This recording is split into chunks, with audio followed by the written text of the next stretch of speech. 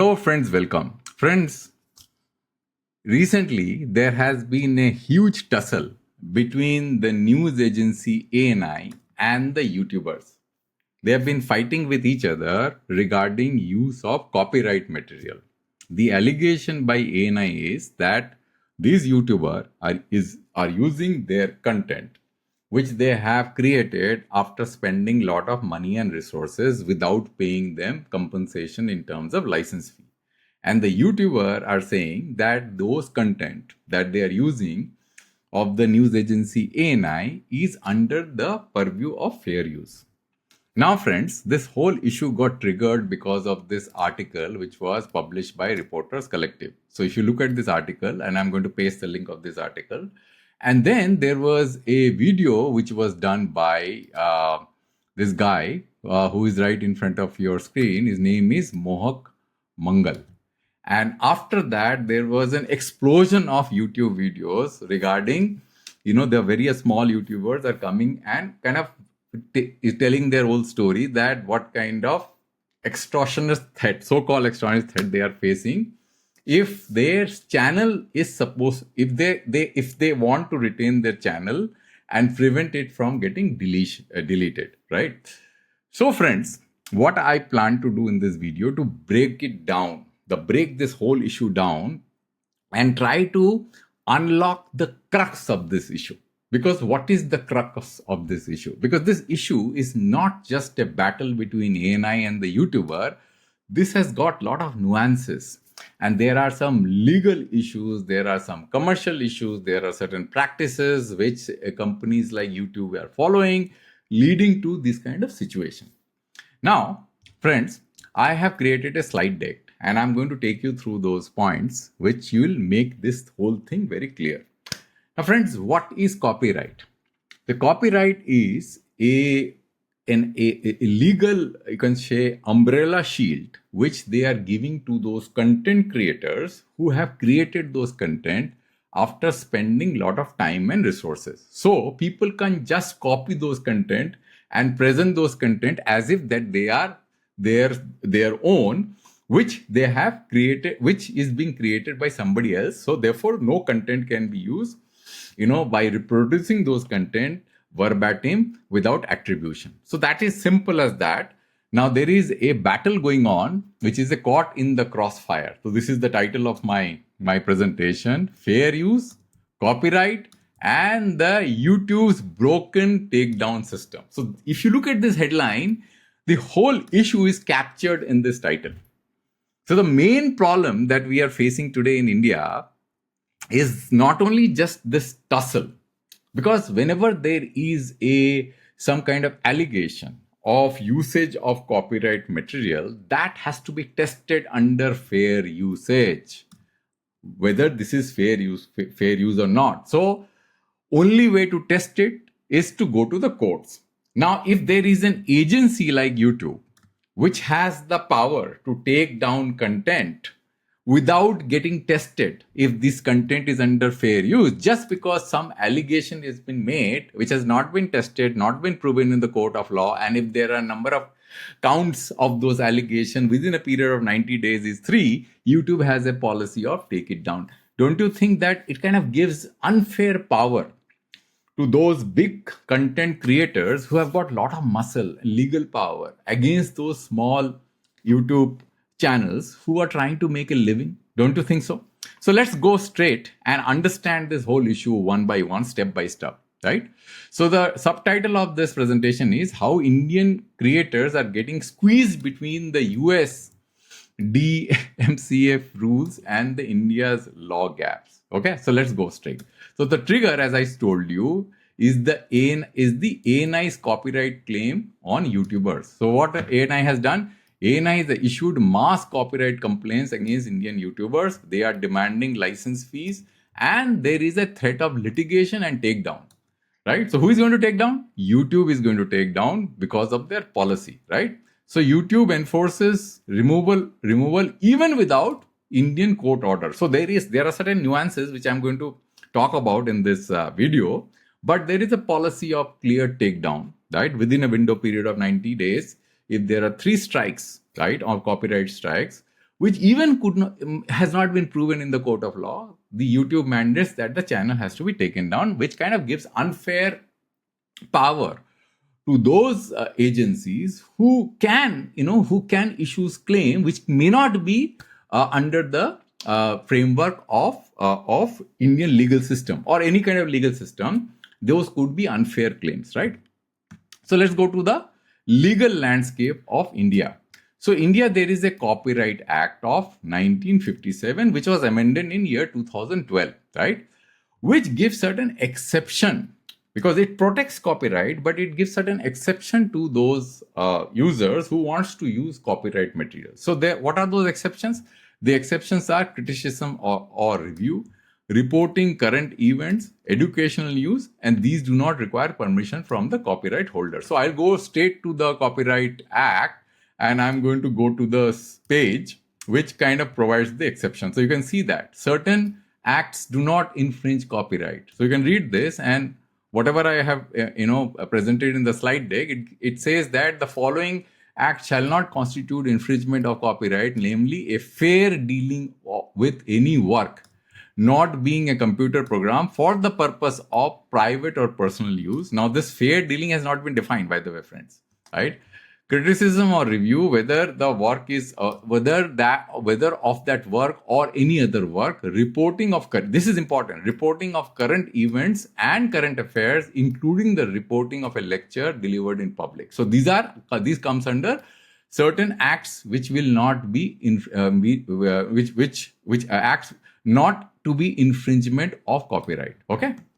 Now let's go again to the presentation. So these do not require permission from the copyright holder because these are not under infringement. And then there is a mention here of the word a fair dealing, right? But this has not been defined, friends. So we'll talk about this a little bit more as we move forward in my presentation. Now, what is section 52? What section 52 actually says, which I already read out by showing you the slide. So this slide is now unnecessary. So now what is missing? No definition of fair use, which I mentioned. So if you look at this section 52 of the Copyright Act, this section 52, which kind of provides protection against infringement, a fair dealing, the word fair is mentioned, but there is no definition. What does fair dealing means, right?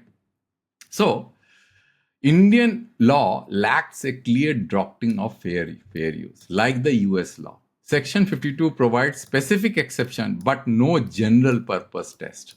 Now, how do you know what is fair use? You cannot define fair use just by mentioning the word fair, right? You have to clearly define it. You have to lay down certain case studies to clearly define what is fair use and what is not fair use. So this is not defined in the Indian Copyright Act because the amendment happened in 2012. At that time, these kind of digital channels were not pervasive. Now it has become pervasive. So now there is a need to amend the law to take these things into consideration so that these kind of misuses do not happen, right? And leaves creator uncertain about the legal boundaries. So this is the problem with our Indian Copyright Act, especially the section 52, right? Now, US laws clearly defines what is fair use, and this is the section 17 of USC 107. So what US law says, the purpose, commercial versus transformative. Now, what is transformative, friends? Suppose, let's say, if I copy certain material from a copyright content which has been produced after a lot of effort, etc., I simply cannot retransmit that content verbatim without adding any value. So let's say if I create a YouTube video of 10 minutes and I'm using a content of, let's say, 6 seconds or 10 seconds from a copyright material, the overall content that I create has to be transformative, means it should be something completely different. And whatever I am copying should not be an extract of something which has been created, which comes under the purview of creation. It has to be factual in nature. That if it is factual in nature, it is news or something completely, you can't disregard it. Let's say, suppose our telecom minister of IT, our honorable minister of telecom, is making a speech and his speech, a certain portion of his speech is copied and used in a video to create a content which is completely transformative, maybe a criticism of a policy or maybe something else, then that should not be coming under the violation of copyright, because you are using a certain portion of a copyright material which is fact. Because you quote, let's say if there is a book in which certain equations are written, or let's say if there is a physics law which is written, and if you quote a portion of the book which is considered to be a reference book, this is not a violation of copyright, right? So it clearly evaluates the purpose, the nature of the copyright work, amount of content which is used. Means it should not be the full book has been copied and pasted. It's not like that. Maybe a small portion just for the purpose of reference. And the effect of the market. It is very important. What does it mean? Now, if you are copying a material from a copyright content and you are creating a competing product, which is a direct competition to that material, then it is a direct violation. Means any commercial product that you create should be standing out. It can be a review, it can be a commentary, it can be a critic, anything else which is not in direct competition with the original creator, right? So therefore, it supports the creator in commentary, criticism, education, on even for monetization content. So this is called transformative. And this kind of concept is true for every field of innovation. For example, there is a patent. Now, if suppose, let's say patent is, because patents are declared, right? Whenever there is a innovation which took place, that is published and people are aware of that innovation. But there are certain rules and regulations under which a patent is governed, that you can't be copying that patent without paying royalty. But if suppose somebody has to do another innovation, he will do innovation on top of that patent, right? You can't reinvent the wheel. So if his innovation is transformative, then he will get a patent on top of the patent which has been already made public. You understand that? That's how it works. Otherwise, the whole innovation system is going to break down. That is why it works. You can't simply say, just because I have a patent, you can't even touch that patent. You can't even use that knowledge. So that's how it works, right? So the Indian judgments support transformative use, friends. There have been a lot of judgments, which I don't want to get into, right? But I'm going to tell you that transformative use is the fundamental premises on which innovation takes place. If you do not allow transformative use, means creation of something completely new. Let's say if a tire was invented or a wheel was invented and you are now preventing the creation of car, right, which runs on those tires, then what is the purpose of even inventing a wheel, friends, right? So therefore, courts are focused on intent, amount used, and not just monetization. Now, ANI's position is a broad claim of copyright control, and ANI could not have, imposed its claim and gone ahead with his claim unless and until the platform YouTube enables it to assert its claim by causing an injunction, which is the deletion of the whole channel, which is so harsh. We're going to talk about it. So what is ANI saying? ANI assert even public event coverage, like press briefing, is a copyright material. Some facts, right? If minister is making a speech, there is nothing that the ANI guys are probably doing on that content. If there is a commentary on it, somebody is reviewing it, we can understand it. But if minister is just saying something, right? You have a camera. I understand there are certain resources which you are using, but that is a fact, right? That is a fact of the case. If somebody can just use that content for a brief period of time, not the whole 10 minutes video, maybe a small portion of the speech, to create a transformative content, and which should be quite logical under the framework of all other similar kind of innovative regulations, which not only exist in India, it exists all over the world, right? So what it is saying, prohibiting use of without licensing regardless of context, right? Which is important. Attempts to monopolize factual material and chill critical commentary. That is important to understand. So now, what is the problem with YouTube? Why is YouTube facing a dilemma and why it complies? Let's say if ANI is issuing a strike, why YouTube has to comply to those strike? It is important to understand that. So the YouTube is governed by the US Digital Millennium Copyright Act. Now we also have an IT Act of year 2000. It is almost similar, but it has got a little bit of different connotations and nuances. So let's understand that. So in case of Indian IT Act, there is a section called Section 72, 79, which exempt. Let me just let's do the following. Let me just take a single page. So if you see that Section 79 provides limited liability to the intermediary in certain cases, right?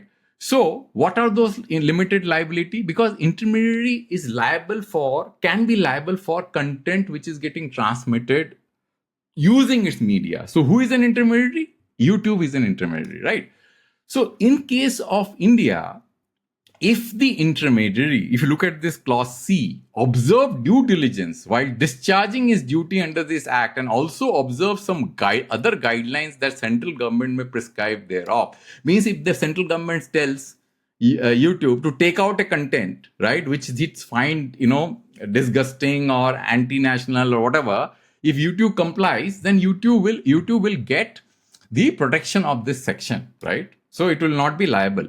But if you look at the US law, and I'm going to show you the US law, single page, and this is which law?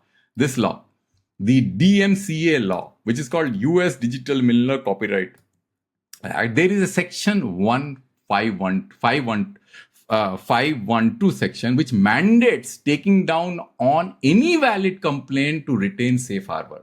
And which is this clause? Let me just show you the clause. So it says, then if I'll go and show you. You can just see this. This is the number.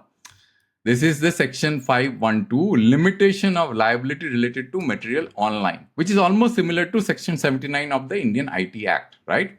Now here, if you go here, you will see that there is an item C which says, upon notification of the claimed infringement, as described in the paragraph 3, responds expeditiously to remove or disable access to the material is claimed to be infringing to the subject of infringe activity. So only if YouTube follows this law for this direction, then only it kind of gives cover for under this act of limitation of liability related to material on online. So this is a difference. These are the two nuances difference between section 79 of Indian IT Act, which kind of only follows direction from government, but here it follows direction from private entities also. If somebody says that, look, my copyright material is being transmitted through your media and YouTube does not take it down, then it will not get the protection under the US DMCA law, which kind of provides protection to the intermediary, right? Almost similar to section 79. So YouTube does not assess fair use unless a counter notice is filed, because it is impossible for YouTube to assess each and every fair use. There are so many material. How can YouTube just go and look at each and every video, those officials sitting there, and kind of test whether that is under fair use when the Indian law is also vague, right? So it is not called for. So what YouTube does as per US law, because the law is clear, there is no ambiguity. The YouTube just simply follows the law because there is a clear-cut law in US, which is section 5112, which clearly says that if a direction is issued of copyright violation, you have to take out the content. But there is no such law in India. So YouTube is following a global law, right? Because the US clearly has a law and the same law is followed globally. And they've gone further ahead. It's not only just taking out those content, which is violation of copyright. They are even going ahead and deleting the challenge. And they have a 90 days kind of policy where 3 strikes are issued, they will delete the channel, which is much more harsher than just taking away that video or that content or giving a portion of the revenue which is generated by that content or that channel's video to the claimant till the matter is settled. So what is DMCA counter notice? A legal declaration by the creator asserting the use is non-infringing. Means there could be a counter notice. Say, well, I'm not infringing. You're not. The creator must accept the risk of being sued. If no court order is filed within 10 to 14 days, the content is restored. So this is how the YouTube works. The bigger problem. This is the bigger problem. What is the bigger problem? the YouTube channel's deletion policy. And this is where the crux of the issue is, friends. If YouTube does not have a deletion policy in the channel, this issue would not have become so big. There would have been some court cases, the issue would have been sorted out. The law would have been clear, the courts would have come out with clear guidelines. But this 3-strike policy of permanent deletion of channels, regardless of context, is creating a big problem. YouTube rarely reviews if the complaints are fair or abusive. How do you know if the content is fair or abusive? This gives an undue power to the copyright claimant. Now, there are big agencies like ANI with a lot of legal power and money. And there is a small YouTube channel. And if you are going to issue a strike against that channel, and if you take down their content, how he is going to protect himself? You understand, no? It's almost like blackmail. There is no symmetry of power. So if YouTube wants to create a symmetry of power in India, where the regulations are not clear, the courts have not tested it, unlike in case of US, how can YouTube have a global policy which is similar for all markets? It is not possible, right? You can't have a 3-strike permanent deletion policy. So a system built on extortion and fear. Large agency exploit takedown threat to demand money. That's what is going on. That is the allegation. False claims aren't penalized unless they are challenged in court. So if I make false claim, nobody will going to penalize me. I can keep on making false claim. Even those usage which come under fair use, because fair use has not been defined in India. Small creators can't afford legal risk. So YouTube system encourage blackmail by copyright, those who are claiming, copyright protection. So there could be a smarter alternative way to share revenue and don't delete. So YouTube could hold disputed content without deletion. Monetization could go into the claimant temporarily pending resolution. Means the channel's earning on that particular video can be sent to those claimants. It will not have a problem. It is not going to be so harsh that you are going to delete the channel. Then the person who is just a small content creator, his livelihood is based on the content. He's going to come under the threat of those big agencies and will liable to pay huge amount of money which they are demanding, which is not fair. So prevent misuse and keep the creator safe from financial ruin. Protect speech while resolving dispute fairly. So Indian IT Act versus DMA, which is important to understand. Indian IT Act versus Section 79 requires action only by government and court orders, but private claims alone do not compel takedown. You cannot just issue a private claim and content will get takedown. So YouTube policies are disconnected from India's legal safeguard. So what the government can do? Establish Indian takedown norms platform. Actually, more than the government, YouTube should do. You should have completely dismantle its 3-strike channel deletion policy. If that is done, this problem would get resolved, friends. Because it is not going to be, if ANI really feels that their content is getting infringed, they can file a court case. Let there be a court order for deletion of channel. Why should YouTube get in between, right? So established a takedown norms for platform, prohibit channel deletion without judicial scrutiny, mandate penalties for false and abusive copyright notice. So final takeaway, protecting the Creative Commons. India must bridge the gap between global tech and local law. YouTube must reform strike-based deletion. Copyright must protect creativity, not suppress it.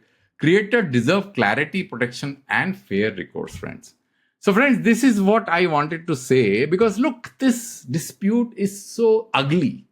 You can't be just going and, acting as if that you are a blackmailer. It is not possible. You have to be fair. And the fair usages definition is very clear. If there are factual nature of the content, and if somebody is speaking that content which is factual in nature, that comes under fair usage. Even if it is not defined clearly in the Copyright Act, there are judicial cases which are referencing them and clearly says that fair usage is allowed. And if fair usage is not allowed, then the whole innovation system is going to break down. Because there are fair usage which is allowed in other kind of innovation like patent. There are many things, even section 3D, right, of the Pharmaceutical Act, which kind of clearly defines how you should be innovating and creating a new drug, right, on top of an existing drug.